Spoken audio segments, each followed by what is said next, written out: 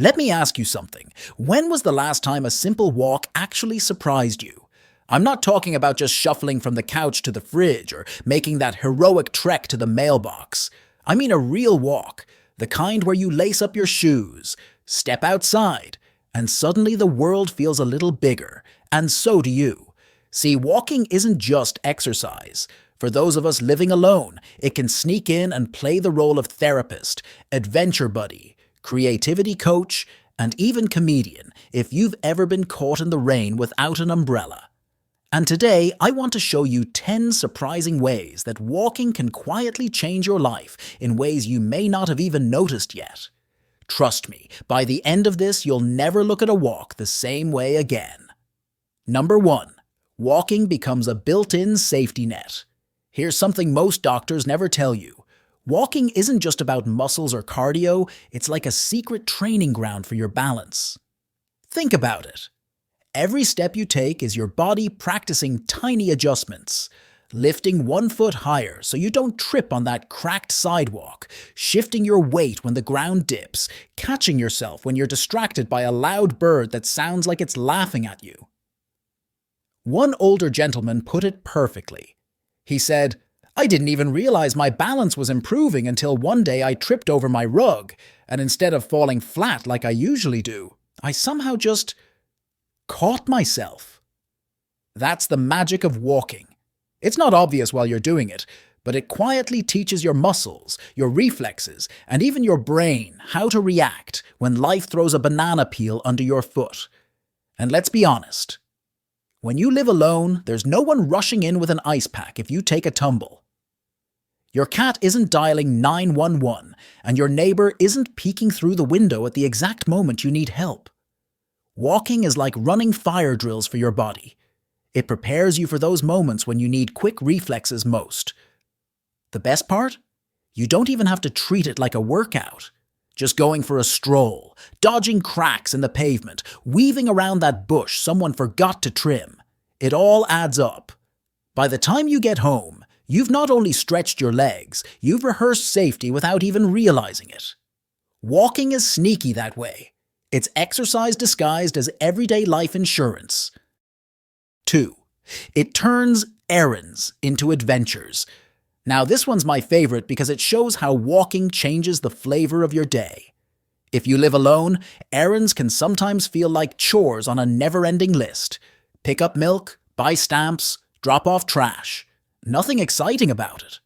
But when you decide to walk those errands instead of driving, something funny happens. The chore turns into a mini-adventure. Take this story from a guy in his 70s. He said he used to dread grocery shopping. It felt like dragging his feet through another task. Then he started walking there. Suddenly, grocery day became a highlight. He said, "I get to see what flowers my neighbor planted. I chat with the lady who walks her dachshund at the same time every morning. And sometimes I even find loose change on the sidewalk. Feels like treasure hunting. And he's not wrong. When you're walking, the world opens up. You notice the bakery's new batch of cinnamon rolls because you can actually smell them from halfway down the block. You see that one squirrel who acts like he owns the place, barking at pigeons like he's the sheriff. Even a trip to buy toilet paper has the potential to turn into something you'll chuckle about later. I'll tell you what walking also does. It slows you down in the best way. In a car, you zoom past everything, windows up, radio on, brain somewhere else. On foot, though, you've got time to look, to smell, to wave, to notice. That boring errand becomes a little slice of life, like a bonus scene you'd miss if you fast-forwarded through the movie. And here's the kicker.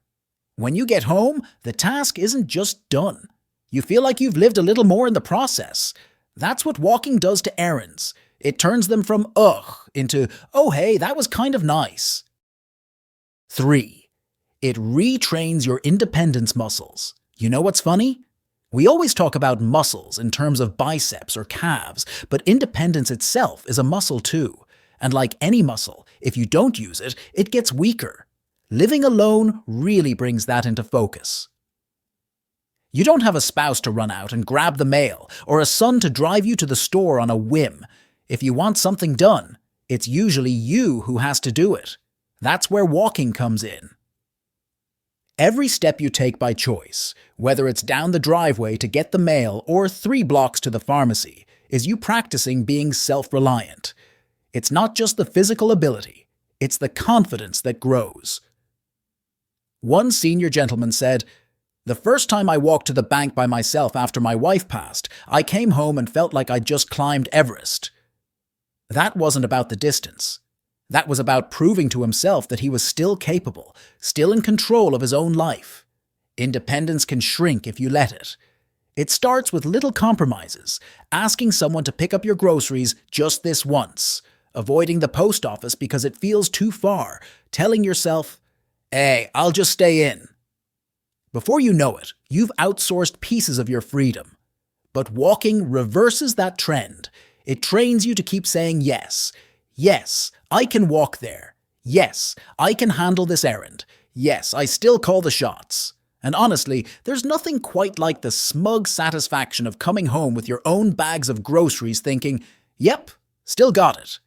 You may not be bench pressing like a bodybuilder, but let me tell you, carrying that gallon of milk home on foot, that's independence weightlifting right there.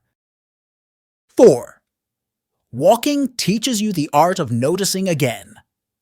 Now, this is where walking gets downright poetic. Because let's be honest, when you live alone, the world inside your house can start to feel like it's shrinking. The TV hums in the background, the same pictures hang on the walls, and you start scrolling on your phone just to fill the silence.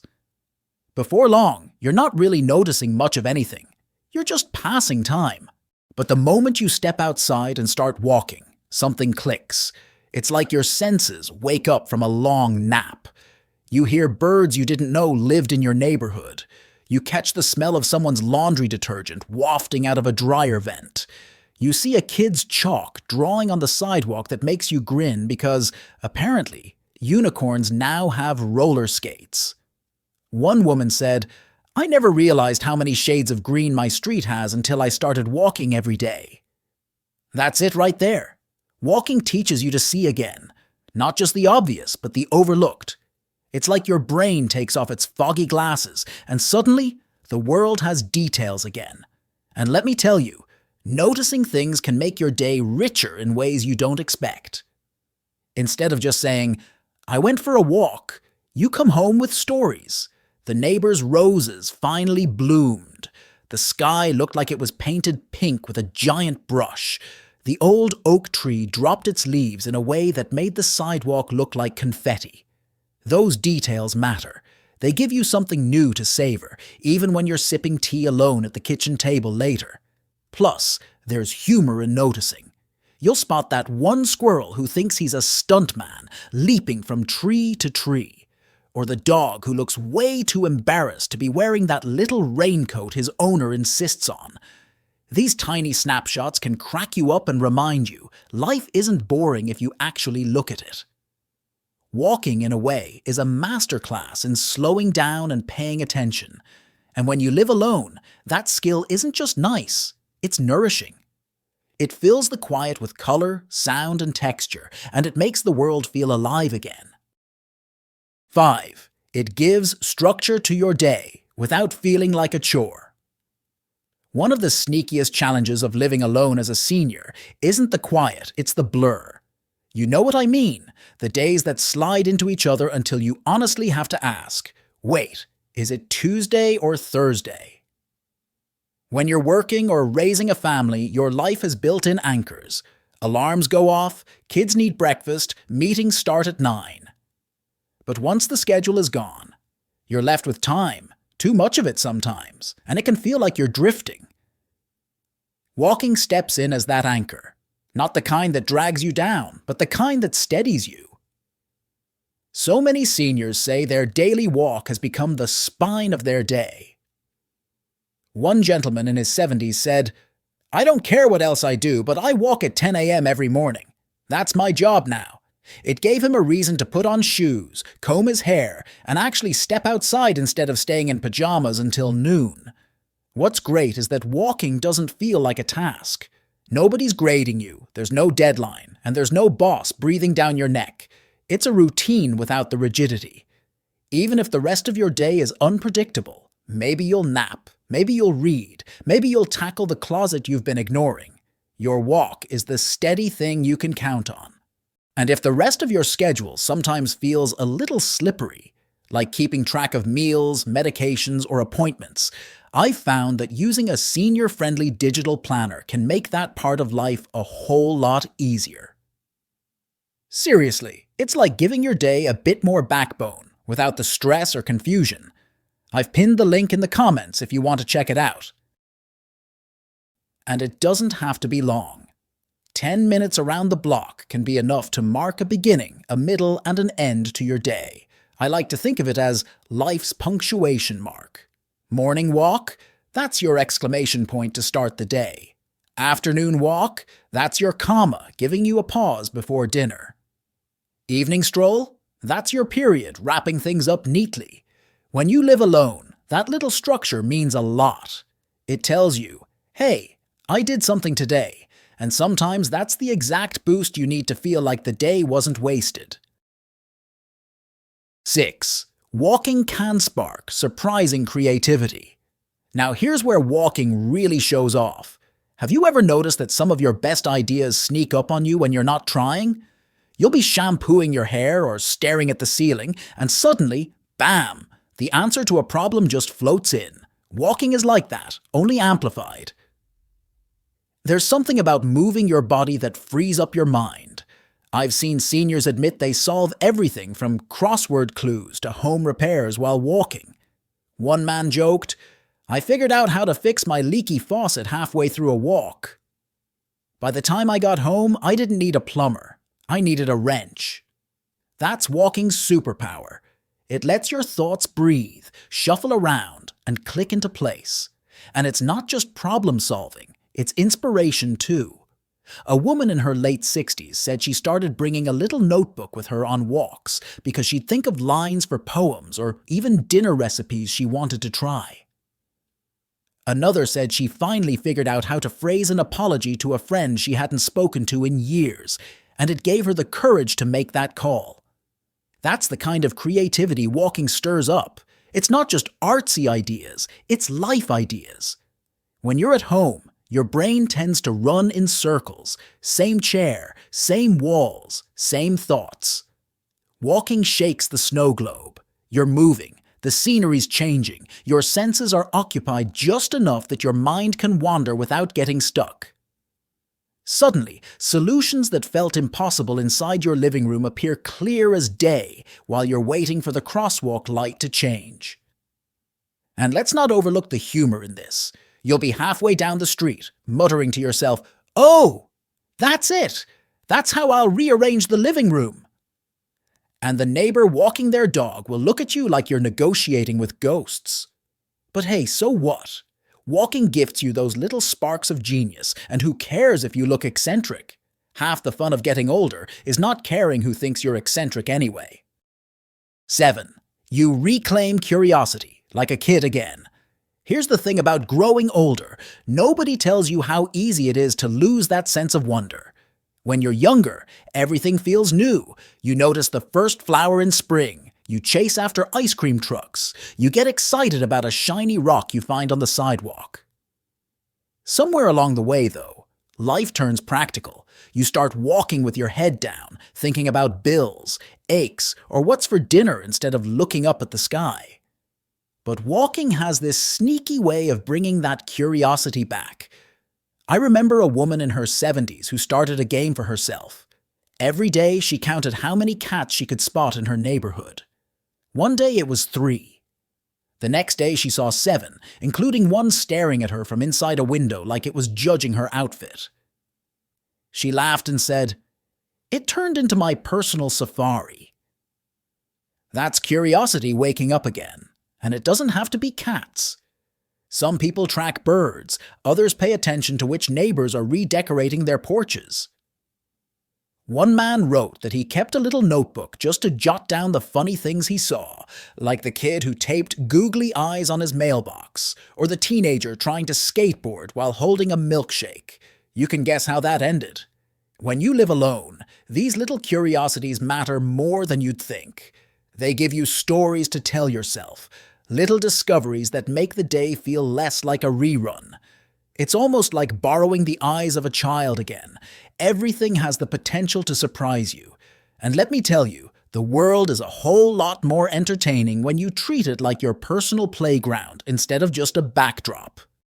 8. Walking becomes your weather channel. Now this one is both practical and hilarious. Have you noticed that TV weather reporters often make it sound like the apocalypse is coming? Heavy rainstorm warning, they say, and then it drizzles for 5 minutes and the sun comes back out like nothing happened. That's why so many seniors swear that walking is better than any weather app. You become your own meteorologist. You start to notice patterns. The way the air smells right before it rains, or how the birds go quiet when a storm is on its way.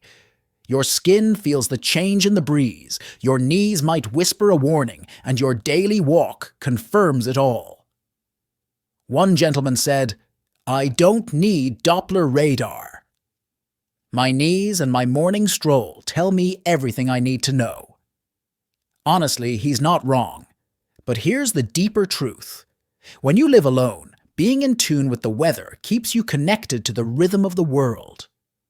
You don't just hear "it's fall" on the news, you feel it when the air turns crisp on your evening walk. You don't just see spring on a calendar, you smell it when lilacs bloom on your block. The seasons stop being abstract, and they become personal again. And let's not forget the fun side of it. You'll find yourself bragging about your forecasting skills. Someone complains it's going to rain tomorrow, and you just shake your head and say, "Nope, I walked this morning. I give it 2 more days of sunshine." Suddenly, you're the wise local weather sage, and honestly, you'll be right more often than the guys on TV. Walking makes the weather less of a headline and more of a relationship. It's you and the sky, you and the breeze, you and the seasons having a quiet little conversation every day. And when you're living alone, that conversation can feel like company. 9. It gives you micro moments of connection, without the pressure. One of the hardest parts of living alone isn't always the solitude itself. It's the pressure that can come with trying to connect. Big social events? Exhausting. Phone calls. Sometimes you're just not in the mood. And don't even get me started on the guilt of ignoring someone's voicemail for 3 days because you didn't feel like peopling. Walking solves this in the gentlest way possible. It sprinkles tiny doses of connection into your day without forcing you into a long conversation. A wave to the neighbor across the street, a nod to the mailman, a quick morning to another walker shuffling by. That's it. No commitments, no awkward small talk, no pretending you want to join the neighborhood committee. Just these little acknowledgments that remind you you're still part of the living, breathing world. I remember one woman who said her favorite part of her daily walk was the crossing guard at the elementary school. They never chatted for long, but every day he'd tip his hat and say, "Looking sharp, young lady." She said it made her feel seen in a way that stuck with her long after the walk was over. That's what I mean by micro moments. They don't look like much on paper, but when you live alone, they're gold. And sometimes these tiny connections grow into something more. Maybe it's just a nod today, but a week later it's a nice weather, huh? And a month later, you know the name of the dachshund that always barks at you like you're trespassing on his kingdom. You're not signing up for coffee dates, but you're weaving yourself into the quiet fabric of community in a way that feels natural. Best part? You can walk back inside whenever you want. No one's overstaying their welcome. The connections are small, light, and pressure-free. And honestly, those little hellos can mean more than an hour-long phone call sometimes. They remind you you're not invisible. 10. Walking trains you to celebrate small wins. Now here's the secret sauce that walking gives you, and it's one most people completely overlook. When you live alone, there aren't as many gold stars handed out anymore. Nobody's saying "good job" for taking out the trash, or "I'm proud of you for cooking yourself a decent meal." A lot of the things you do daily just vanish into the air. That can make life feel flat. But walking flips that script. Every single walk is a tiny, undeniable win. You got up, you went outside, you moved your body, you came back. That's progress you can literally feel. It's like writing your name on the scoreboard of the day. I knew a man who kept a little jar by his door, and every time he came back from a walk, he'd drop a coin in. At the end of the month, he'd empty the jar and use the money to treat himself. Sometimes a fancy dessert, sometimes a new pair of socks, sometimes just a bag of peanuts he liked. It wasn't about the money. It was about having a visual reminder that he was still moving forward, one step at a time. And you don't even need a jar. Sometimes the win is just the feeling when you sit down after a walk and think, well, I did that. It's a sense of accomplishment that doesn't depend on anyone else's approval. Nobody gave you the gold star. You gave it to yourself. And that is powerful. Plus, small wins stack up. One walk becomes a week of walks. A week becomes a month. Pretty soon you're looking back and realizing, hey, I'm stronger than I thought. I'm more disciplined than I give myself credit for. That sense of progress can lift your spirits in ways no vitamin pill ever could. And let's be honest, sometimes the win is simply that you went out, faced the world, and came back with all your groceries and your dignity intact. That's worth celebrating too. So there you have it, proof that walking is so much more than putting one foot in front of the other. It's structure without the stress, creativity without the pressure, connection without the awkward small talk, and victories you can actually feel in your bones. Living alone doesn't have to mean living small, and walking is one of the easiest ways to remind yourself of that. Every step is like a little vote for your independence, your curiosity, and your joy. And hey, don't forget, if you ever feel like the rest of your day gets away from you, whether it's meals, medications, or appointments, I've pinned a link in the comments for a senior-friendly digital planner. It's a simple little helper that keeps things clear so you can focus on enjoying the good stuff. So next time you're debating whether to step out the door, just remember, you're not just going for a walk, you're going for a win. And if you found this helpful, don't just walk away. Stick around, hit that subscribe button, and let's keep finding simple ways to make life richer, one step at a time. After all, the journey doesn't end here. The next step is yours.